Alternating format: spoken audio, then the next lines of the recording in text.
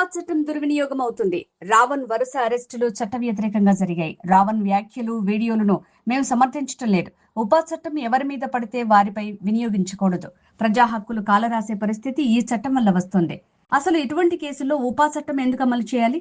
అవసరం లేకపోయినా చేతిలో అధికారం ఉందని ఉపా చట్టం వాడుతున్నారు. స్వాతంత్ర్య ఉద్యమంలో పొగ బాంబు వేసినందుకు భగత్ సింగ్ పై ఇదే చట్టం ఉపయోగించారు.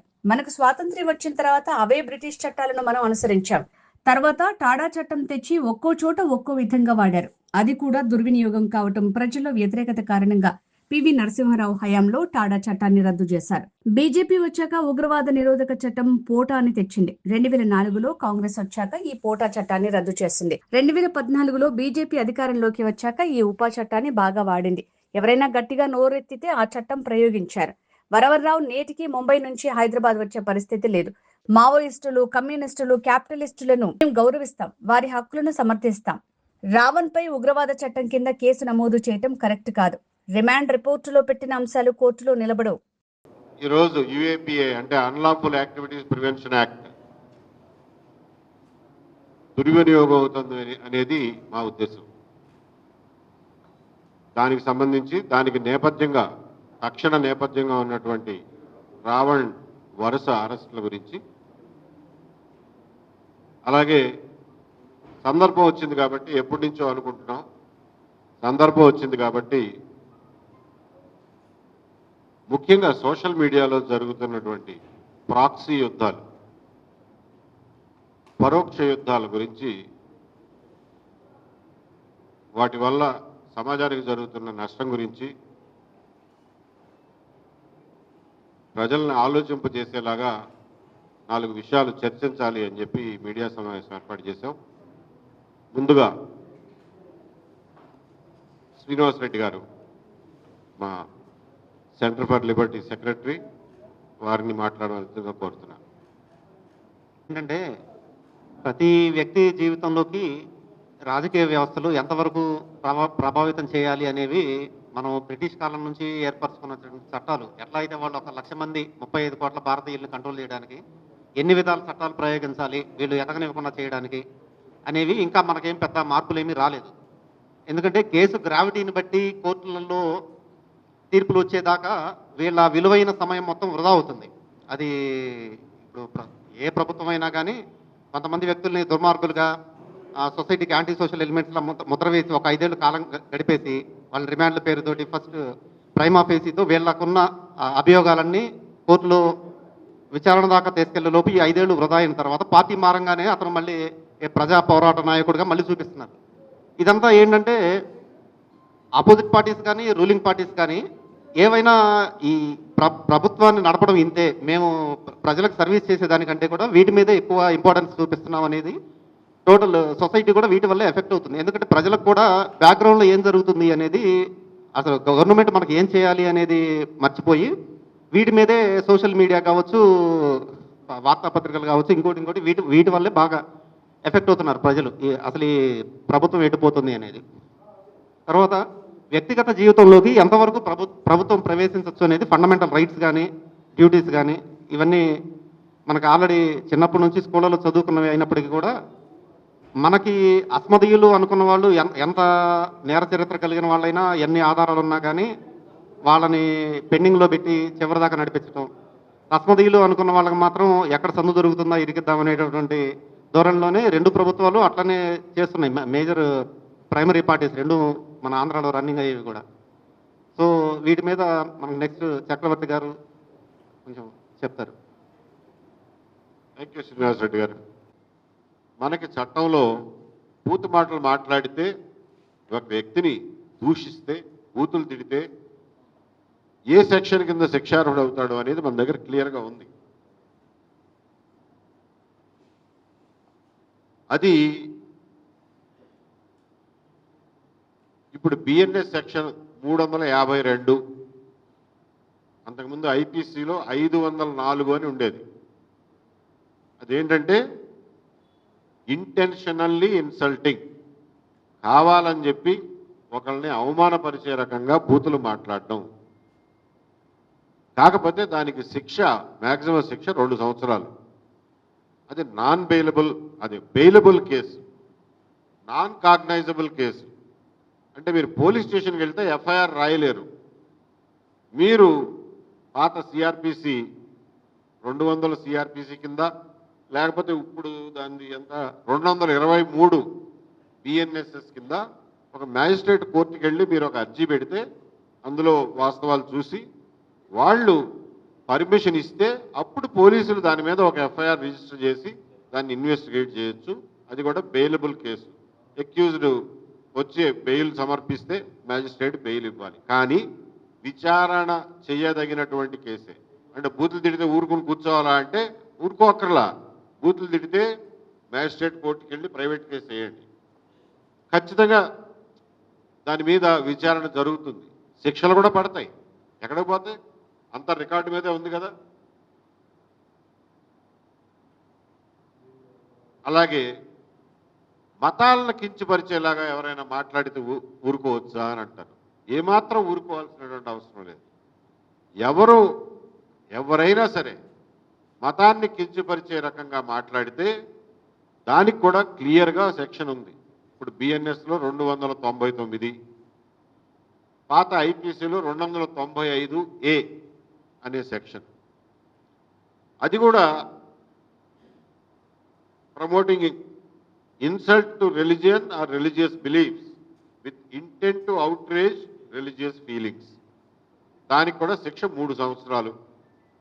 దాని కింద కేసు పెట్టండి. ఇంకొకటి ఉంది 196 BNS, promoting enmity between groups on grounds of religion. మరి అసలు ఈ సెక్షన్ పెట్టలా, ఎందుకు పెట్టలేదో తెలియదు. రావణ్ రిమాండ్ రిపోర్ట్లో ఈ సెక్షన్ లేదు. మీరు చెప్పిన దాని ప్రకారం అయితే ఈ సెక్షన్ కూడా వర్తిస్తుంది. 196 ఎందుకు పెట్టలేదో నాకు తెలియదు. 197 ఇవన్నీ పెట్టారు. నేను చెప్పదలుచుకున్నది ఒకటే, నేను ఇక్కడ చట్టం మీద లెక్చర్ ఇవ్వడానికి కాదు ఈ మీటింగ్ పెట్టుకున్నాను. సోషల్ మీడియాలో ఖచ్చితంగా కొంతమంది ఏమో ఒక పద్ధతి ప్రకారం, కొంతమంది ఏమో పని పాట లేక కులాల మీద, మతాల మీద, ప్రాంతాల మీద ఒకళ్ళ మీద ఒకళ్ళ విషయాలు జుమ్ముకుంటూ కంప్లీట్గా టైం వేస్ట్ చేసుకుంటున్నారు. రాష్ట్రంలో ఉన్న ప్రజల యొక్క మెదళ్ళని చెడగొడుతున్నారు. దానివల్ల ఎవ్వరికీ వచ్చే ఉపయోగం ఏమీ లేదు. సునకానందం అంటారు దీన్ని, సునకానందం తప్ప ఏం ఉపయోగం లేదు. ఇలా ఒకళ్ళు రెచ్చగొట్టే మాటలు మాట్లాడటం, దానికి 10 మంది సమాధానం ఇవ్వటం, ఆ ఇచ్చిన సమాధానాల్లో మళ్ళా ఒకడు బూతులు మాట్లాడటం, వాడి మీద ఇంకొక 10 మంది పడిపోవటం. ఇది పనిలేని పనికిమాలినోళ్ళు చేస్తున్నారు. అలాగే కొన్ని రాజకీయ పార్టీలు కూడా వీటిని ప్రోత్సహిస్తున్నాయి, ఫైనాన్స్ చేస్తున్నాయి. కొంతమందిని ఇదే పనిలో పెట్టి ఈవెన్ కొన్ని యూట్యూబ్ ఛానళ్ళని ఫైనాన్స్ చేసి మరీ ఇదే పనిలో పెడుతున్నాయి. ఈ విషయం ఈ యూట్యూబ్ ఛానల్ వీక్షకులు, ప్రజలు అందరూ గమనించాల్సిందిగా కోరుతున్నాం. మేము భావ ప్రకటన స్వేచ్ఛకి కట్టుబడి ఉన్న వాళ్ళం కాబట్టి ఈ యూట్యూబ్ ఛానళ్లను బ్యాన్ చేయమనో, వీళ్ళ మీద నియంత్రణ పెట్టమనో, లైసెన్సులు తీసుకోమనో మేము అడ్వకేట్ చెయ్యం. ఎవడి ఇష్టం వచ్చింది వాడిని చేసుకొనియండి. కానీ వినేవాడు లేకపోతే, ప్రేక్షకుడు లేకపోతే ఏ యూట్యూబ్ ఛానల్ నడవదు. ఎంత డబ్బులు ఇచ్చినా అది వృధా ప్రయాస, గంగలో పోసినట్టే. కాబట్టి ప్రేక్షకుల విజ్ఞత, ప్రజల విజ్ఞత మీద దీన్ని వదిలేస్తున్నాం. ప్రజలు చాలా జాగ్రత్తగా విజ్ఞతతో ఆలోచించండి. ఏ చర్చల వల్ల సమాజం బాగుపడుతుంది, సమాజానికి ఉపయోగం, సమాజానికి అవసరం అనేది గమనించుకోండి తప్ప ఏది పడితే అది, ఏ విషయాన్ని పడితే మీద ఆ విషయం మీద రోజుల తరబడి సోషల్ మీడియాని కలుషితం చేయొద్దని చెప్పి ప్రజలందరికీ విజ్ఞప్తి చేస్తున్నాను. సరే, ఈ బ్రతుకు తెరువు కోసం ఏదో పొలిటికల్ పార్టీల ఫైనాన్సింగ్, ఫండింగ్తో నడిచే యూట్యూబ్ ఛానల్ వాళ్ళ పిల్లల బ్రతుకు తెరువు కోసం వాళ్ళు ఏదైనా చేసుకుంటుంటే దాన్ని నేనేం ఆపలేను. ప్రభుత్వాన్ని ఆపమని కూడా చెప్పను. ఎందుకంటే అది భావ ప్రకటన స్వేచ్ఛలో భాగం. ప్రభుత్వాన్ని ఆపమంటే వాళ్ళు ఫైనాన్స్ చేసే వాటిని నడవనిస్తారు, అపోజిషన్ ఫైనాన్స్ చేసే వాటిని మూసేస్తారు, న్యూట్రల్గా నిజంగా మాట్లాడే వాళ్ళందరినీ కూడా మూసేస్తారు. కాబట్టి అటువంటి తప్పుడు అధికారాలు గవర్నమెంట్కి ఇమ్మని మేమైతే చెప్పం, కానీ ప్రేక్షకులు దయచేసి విజ్ఞత పాటించమని చెప్పి కోరుతున్నాం. అట్లా అని చెప్పి మతాల గురించి, కులాలు మతాలు ఇవన్నీ వ్యక్తిగతాలు, ఎవరికైనా సరే అది వ్యక్తిగతం. సమాజానికి సామాజిక కార్యకలాపాలకి దానికి సంబంధం లేదు అని మేము గట్టిగా నమ్ముతాం. మతాల గురించి చర్చించకూడదా? మేము భావ ప్రకటన స్వేచ్ఛ ఉన్న సమర్థించేవాళ్ళం కాబట్టి మతాల గురించి కూడా మాట్లాడండి, సంస్కారవంతంగా చర్చించండి. ఎవరి మతంలో ఏ మార్పులు తెచ్చుకోవాలో, ఏ రకమైనటువంటి సంస్కరణలు తెచ్చుకోవాలో చర్చించండి, తప్పేమీ లేదు. అరే బాబు, పెళ్ళిళ్ళకి ఇంత ఖర్చు పెడుతున్నావు, ఎందుకు పెడుతున్నావు? ఇన్నిన్ని కార్యక్రమాలు ఏంటి, ఇన్ని ఫంక్షన్లు ఏంటి, ఎందుకు ఇంత ఖర్చు అనేది చర్చించుకోండి. అది మతానికి సంబంధించిందే, మన సంప్రదాయానికి సంబంధించిందే, మన సంస్కృతికి సంబంధించిందే, మన అలవాట్లకు సంబంధించిందే. చర్చించుకుంటే తప్పేమీ లేదు. ఏ సంస్కరణ లేకుండా హిందూ మతం ఇక్కడ దాకా వచ్చిందా? అసలు మతం గురించి, మతంలో ఉన్న మంచి చెడుల గురించి చర్చించకూడదు, చర్చిస్తే తప్పు, నువ్వెవడో మాట్లాడడానికి అని అంటే ఈశ్వరచంద్ర విద్యాసాగర్ దగ్గర నుంచి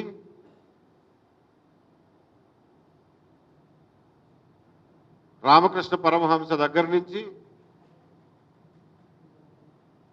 వివేకానందుడి దగ్గర నుంచి,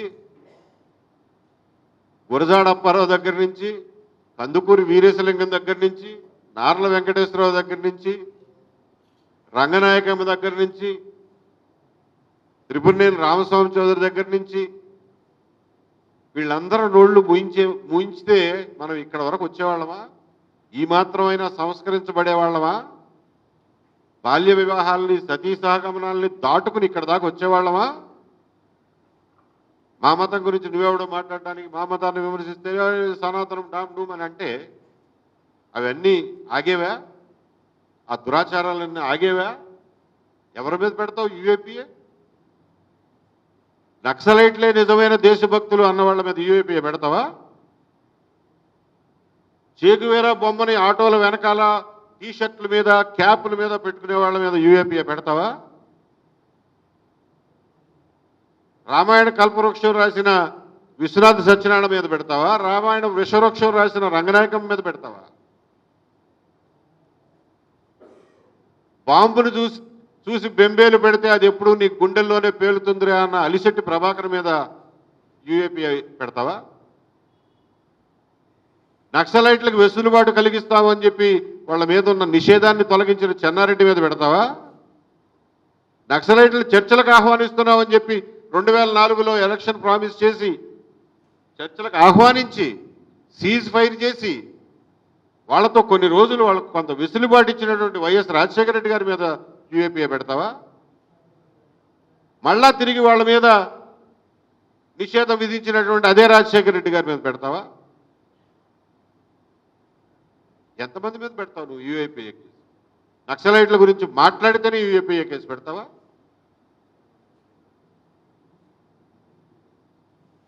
కాబట్టి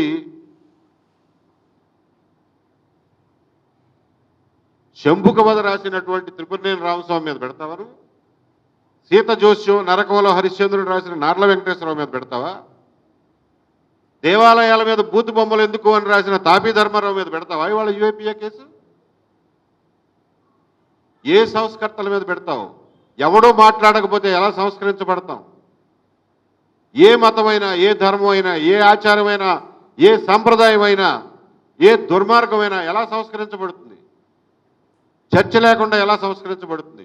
కాబట్టి చర్చ జరగాలి, ఆరోగ్యవంతమైనటువంటి వాతావరణంలో జరగాలి. నేను చెప్పినటువంటి ఈ సంస్కరణవాదులు ఎవ్వరూ ఇటువంటి బండబూతులు తిట్టుకోలేదే, ఇటువంటి తప్పుడు మాటలు మాట్లాడలేదే, ఇలా కులాల పరంగా, మతాల పరంగా మాట్లాడలేదే. వాళ్ళకున్న సంస్కారం ఏమైపోయింది ఈ రోజున?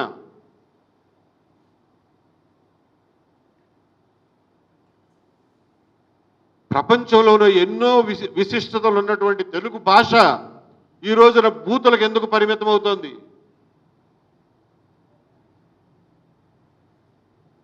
ఎక్కడా ఏ భాషలోనూ, ఏ భారతీయ భాషలోనూ లేని ఛందోబద్ధమైనటువంటి పద్యం కేవలం తెలుగు భాషలో ఉంది.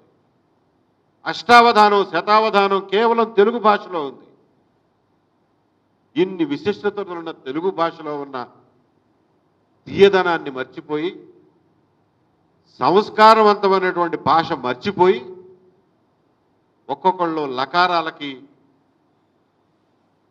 నువ్వంతంటే నువ్వింత అని చెప్పి, నువ్వు లంగ అంటే నువ్వు దొంగ అని చెప్పి ఇటువంటి భాష మాట్లాడేది. ఏమైపోయింది? ఎక్కడికి పోతున్నాం?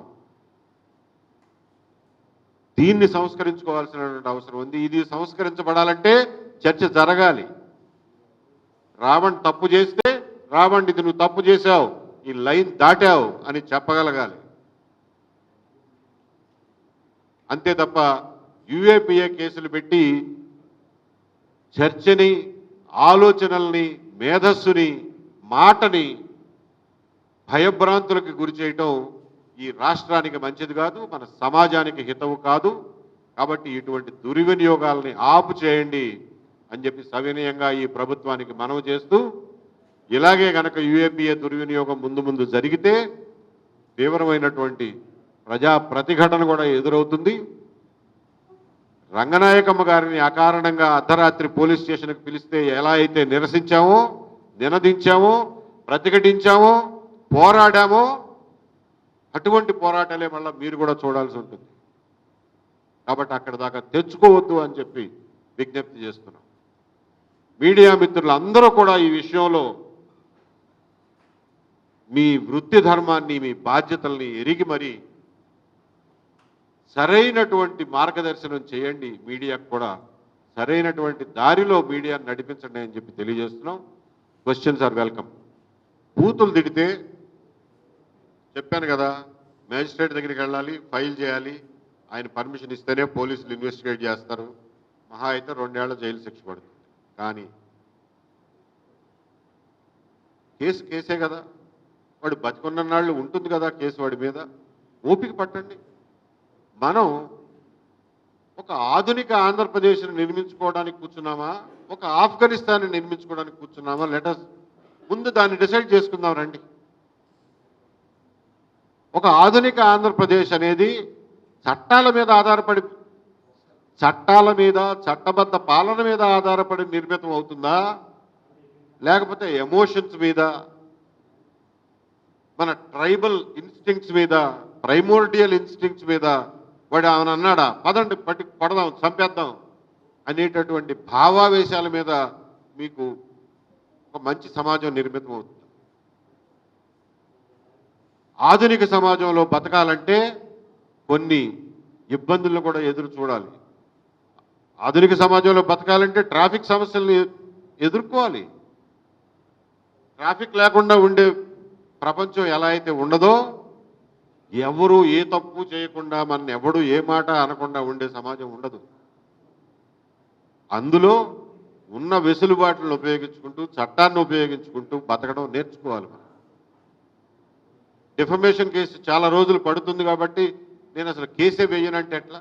వేయండి కేసు, వాడు తిరుగుతాడు. నేను 2000 సంవత్సరంలో ఒక డిఫమేషన్ కేసు వేస్తే వాళ్ళు గింగరాలు తిరిగారు 2008 సంవత్సరం వచ్చేసరికి. ఎవరి ద్వారానో కేసు నడుస్తూనే ఉంది, నేనేం కోర్టుకు పోవటంలా, కానీ అది వాళ్ళ మెడ మీద కత్తిలాగా వేలాడుతూనే ఉంది. అప్పటికి ఆయన రాజశేఖర రెడ్డి గారి గవర్నమెంట్లో క్యాబినెట్ మినిస్టరు. ఆయన ఎవరి ద్వారానో రాయబారం పంపించి, బాబు తప్పు అయిపోయింది, నేను చేసింది, క్షమాపణ కోరుకుంటాను, ఆయన్ని కేసు విత్డ్రా చేసుకోమని అని చెప్పి నా దగ్గరికి రాయబారం పంపించాడు. పేర్లు చెప్పను కానీ పంపిస్తే అన్కండిషనల్గా, బేషరతుగా క్షమాపణ రాసి ఎఫిడవిట్ వేయమనండి కోర్టులో, అప్పుడు కేసు విత్డ్రా చేసుకుంటానన్నా. నేను చెప్పినట్టుగానే ఎఫిడవిట్ వేశాడు, నేను కేసు విత్డ్రా చేసుకున్నాను, అయిపోయింది. అది చాలదా? కాబట్టి చట్టపరంగా పోదాం. 2 ఏళ్ళు కాకపోతే 20 ఏళ్ళు పట్టనివ్వండి. That's a civilised way of behaving. ఎజెండాతో పనిచేస్తున్నది వాస్తవం నేనే చెప్తున్నాగా, పొలిటికల్ పార్టీలే ఫండింగ్ చేస్తున్నాయి. పొలిటికల్ పార్టీలే కొన్ని ఛానల్స్ని ఫండింగ్ చేస్తున్నాయి, కొన్ని చర్చలను ఫండింగ్ చేస్తున్నాయి. ఒరే నువ్వు వీడి మీద పడరా, మా పేటీఎం బ్యాచ్ అంతా నీతో పాటు వస్తారు అని చెప్పి ఒక బ్యాచ్, అటువైపున కూడా సేమ్ సిమిలర్గా జరుగుతున్నాయి. సో ఎజెండాతో పనిచేస్తున్నప్పుడు అరే నువ్వు ఎజెండాతో పనిచేస్తున్నావు అని ఎత్తి చూపించండి, ఎక్స్పోజ్ చేయండి. ఆయనకి ఎంత భావ ప్రకటన స్వేచ్ఛ ఉందో మీకు ఉందిగా, ఎవడొద్దన్నాడు? ఎక్స్పోజ్ చేయండి, తప్పులేదు. చెయ్యాలి కూడా, చెయ్యడం మన బాధ్యత. చేయకపోతే జనం అందులో పడి కొట్టుకుపోతూ ఉంటారు. రావణ్ ఏలూరు మీటింగ్లో మాట్లాడిన వాటిల్లో పచ్చిబూతులు ఉన్నాయి, కొన్ని సెటైర్లు ఉన్నాయి. రాధా మనోహర్ దాస్ మీద క్లియర్గా డెఫిమేషన్ ఉంది. మూడు సెపరేట్ సెక్షన్స్ కింద తీసుకోవాలి మీరు. ఆ పచ్చిబూతులు మాట్లాడిన దానికి సెక్షన్లు ఉన్నాయి, దాని మీద కేసు వేయాల్సింది. వేసినట్టున్నారు, వేసుంటారు ప్రాబ్లీ. రాధా మనోహర్ దాస్ ఖచ్చితంగా డెఫిమేషన్ వేయాలి, ఆయన పేరు పెట్టి తిట్టినందుకు. మిగిలిన అంటారా కొన్ని ఫ్యాక్ట్స్ కూడా ఉన్నాయి అతను మాట్లాడిన వాటిలో. దాని ఫ్యాక్ట్ మాట్లాడినప్పుడు మీరు దాన్ని డెఫిమేటర్ అనలేరు. అది ఎంత కటువుగా ఉన్నా కానీ ఫ్యాక్టే. UAPA is not meant for that. Radha Manohar Das మాట్లాడిన దానికి ఈ బుట్ట సెక్షన్లో చాలు, రావణ్ మాట్లాడిన వాటికి కూడా ఈ బుట్ట సెక్షన్లో చాలు. అసలు ముందు మీరు ఆ సెక్షన్లు వాడితే వాళ్ళు రెండోసారి సరి చేసుకుంటారు. ఎవరో ఏమీ మాట్లాడకుండా కూర్చుని ఒకేసారి వెళ్ళి మీద పడిపోయి కొట్టేద్దామంటే ఎట్లా? అది మంచి సమాజం కాదు. It's not good for us.